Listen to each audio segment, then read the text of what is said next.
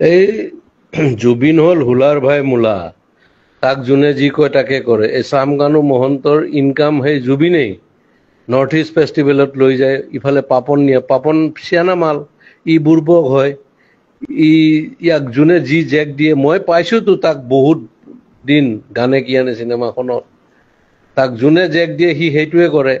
যে শ্যামকানু মহন্তই তাক লৈ যায়, ইফালে গৰিমাই তাক যাব দিল, তাৰ চিজাৰ আছে এই মিৰ্গি। মেইন কথা কি জানো, শ্যামকানু মহন্ত, ননীগোপাল মহন্ত আৰু এটাই ডিজিপিটোৱে 3টা শিয়াল জন্ম দিছে মাকে, দালাল। এই গোটেই হিমন্তই বেক কৰাৰ কাৰণে সিহঁতে ইমান দূৰ যাব পাৰিছে। আৰু কেতিয়াবা কংগ্ৰেছৰ পৰাই পইচা খাই আছিল সিহঁতে, বিৰাট বদমাছৰ হাড্ডি হয়, তাৰ প্ৰপাৰ্টি চালে তই মৰি যাবি। সেই সি লৈ যায়, জুবিন গলে অসমত থকা ছিংগাপুৰ চব মানে একদম হাই লেভেল পইচা দি কিনিব, অমুক কৰিব তমুক কৰিব। এই পইচা ইনকামৰ চ'ৰ্চ কিহৰ? নৰ্থ ইষ্ট ফেষ্টিভেল বে। আমি জানো মাঘ বিহু, বহাগ বিহু আৰু কাতি বিহু, কিহৰ এইবিলাক? এইবিলাক ফাল্টু আমি কৰি নিছে। এতিয়া হিমন্তই দিয়কচোন তাৰ স্পষ্টীকৰণ, তাক এবাৰ ৰাইজে পালে দিব ভালকে।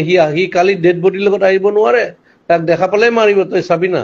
আৰু আজি কিমান ডেকা ল'ৰাবিলাক আজি চাবি, তই কালি ৰাতিপুৱা গম পাবি, বহুত চুইচাইড কৰিব, ইমান হাৰ্ট ড্ৰপ। আৰে অসমৰ 3.5 কোটি মানুহ 2 কোটিয়ে তাক ভাল পায়, সি নিজৰ কাৰণে নহয়, বেলেগৰ কাৰণে। আৰু সেই দালালে তাক মানে কালচাৰেল দালাল বুলি ক'ব লাগে, সিহঁতে তাক মাৰ্কেটিং কৰি পইচা ইনকাম কৰে, তাক অলপ দি এনেই মানে জমাই মেলি মাল চাল খুৱাই মেলি পঠিয়াই দিয়ে। সেইটোৱে ধান্দা। এতিয়া গৰিমাক প্ৰেছাৰ দিব ইহঁতে যে এনেকে কবা তুমি, তেতিয়াহি তাইতো যোৱা নাই। অৰিজিনেল কথাটো এয়া বহুত বহুত এয়া আছে, মানে তাত কি ক'ম আৰু। তাক মাৰা প্লেনো হ'ব পাৰে, কিবা হ'ব পাৰে, কি হ'ব পাৰে, চব দালালি পইচাৰ ধান্দা গেলা। অসমখন চেচ। এটা সি অনুষ্ঠান আছিলতো, তাৰ গান এই লাষ্ট চিনেমাখনৰ ভাইমন দাৰ গানটো সি কি চলিড বনাইছে এই বেমাৰী অৱস্থাত। তাৰ পটাছিয়াম কম থাকে, কিবা কম থাকে। এই নেম কেয়াৰৰ ডক্টৰজনে কৈছেতো এনেকুৱা কথা, পানীত যাব নালাগে, তাৰ এয়া আছে, এই চিজাৰ আছে, এইবিলাক মানে কি কবি আৰু। ই শ্যামকানু মহন্তই চেচ কৰি দিছে গোটেই অসম, আধা লুটিছে সিহঁত। ইফালে হিমন্তই লুটা বুলি কয় নহয়, হিমন্তই এনেকুৱা চান্স যে ডিজিপিটো কিনি আছে চোৰটো এটা, সি খালে পেটলাটো, আৰু মাজতো ননীগোপাল মহন্ত সেইটো কি বনাই দিছে।